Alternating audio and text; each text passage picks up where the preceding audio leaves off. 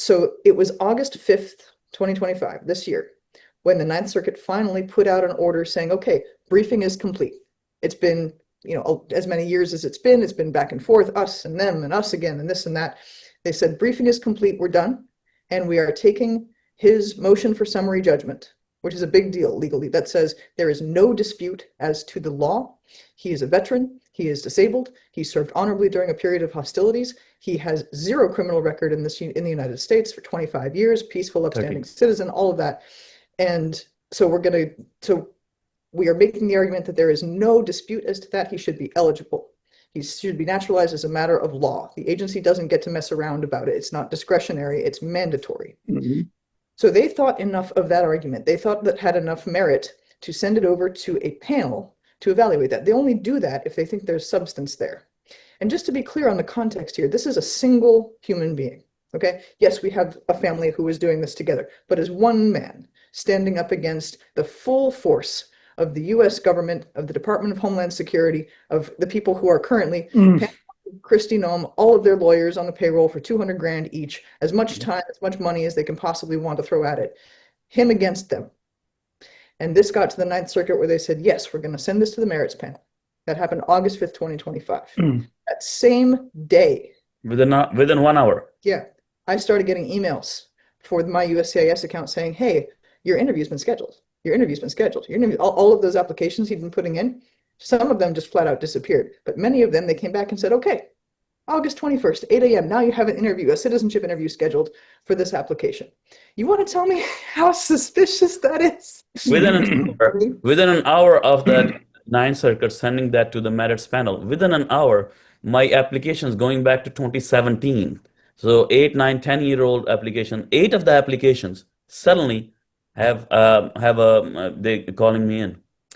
Now, it's important that he goes in. If he doesn't go in for that citizenship interview, they say that you've abandoned your application. Citizenship appointment. Start all over, and then where are we, right? And then they say, oh, they come up with some other reason to come and try to drag him from our house or anything like that. That was the concern. In good faith, I stayed up the entire night before making preparations for what if they grabbed him. Right, we'd already she said it clearly. She said, look, they're going to try to find an excuse and they're going to try to hold custody of you, or they're going to just do something. And she was very clear about it. And I put out the call. We had dozens of supporters there. There's people who've been showing up for him outside the courthouse for the last 20 years. They were there. I had printed out all of the emergency press contacts and the scripts and everything. So we had it all ready to go in case worst came to worst. And it did. It did. They took him. You were prepared for him to get this. You were prepared for him to be taken away.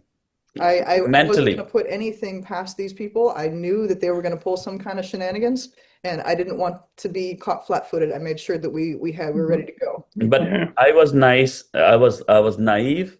I was innocent and naive as always, and I said, "Look, they're saying it after 25 years of green card, this and that. They're inviting me for a citizenship interview, citizenship appointment. And I think they're gonna do the right thing. So that's what I was saying, and they will do the right thing. And then she was saying, no, you don't trust them. They have done that for you for a century. And I said, no. I was, the naive I am. So that's what happened. Bless your sweetheart, babe. After all these years, you still consider yourself naive? Because I hope that they will do the right thing. Yes. After so many wrong things, they will do the right thing.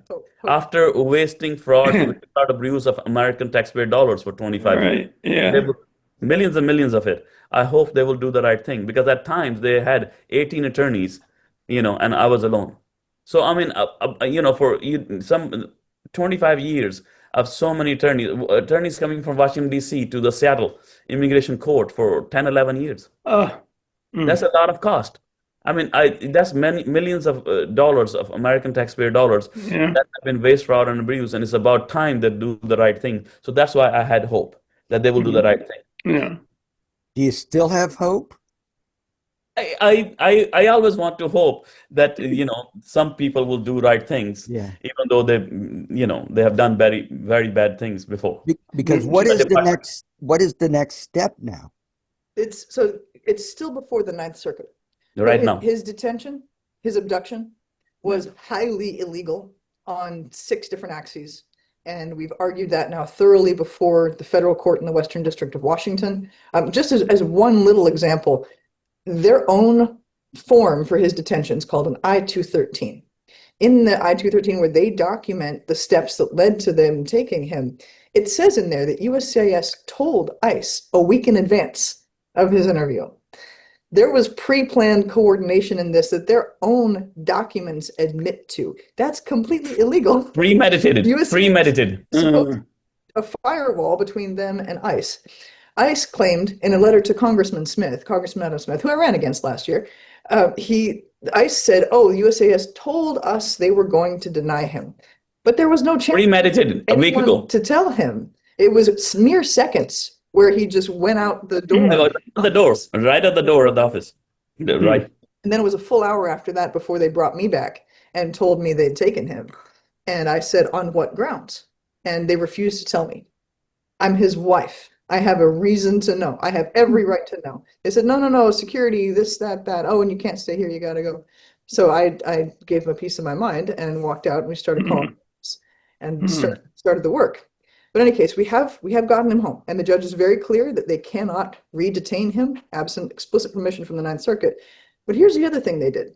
So after they took him, they went to the Ninth Circuit and they said, hey, we know that you have put a stay of removal on this case. You have said we can't deport this man while his hearing and his appeal is still pending. But we would like you, please, to lift that stay of removal. We would like permission, please, to deport him early before you decide his appeal. Which is ridiculous. Who said that? ICE. ICE. Basically. This is so hard to keep up with because this is just so horrible. I wish I was making it up. I'm sorry it's so complicated, but it really straightforward. is just a whole mess here. But they asked permission to deport him early, so then we got to go fight that as well, because that starts a 10-day clock to respond to that motion at the Ninth Circuit. And I'm doing this with 2 little kids. I'm doing this without my husband. He's helping, he's doing everything he can from detention, but he doesn't have access to the internet or a law library basically at all, or anything. So let alone staff time, anything else. So now the Ninth Circuit is still, the ultimate case is still there, deciding his naturalization or his deportation, but hopefully his naturalization, and the opportunity to rule on the entire record, this whole 25-year saga, is before the Ninth Circuit Court of Appeals right now, one step below the Supreme Court. And they have granted the motion to expedite. They'll decide that probably in the next 2 months. And that's it. That's 25-year saga that this is about to be the culmination of it. Hey, are you still patriotic? Of course. This is our country. Remember the argument with my dad. My family is gonna go bet on the Australian side. I'm gonna bet on the American side, and we are where we are. But you've also given so much to this country. You love the principles of this country. You love the ideals of this country. Totally. You love the freedom and the opportunity and the drive of equality and care for all people. Yeah. It's not superficial.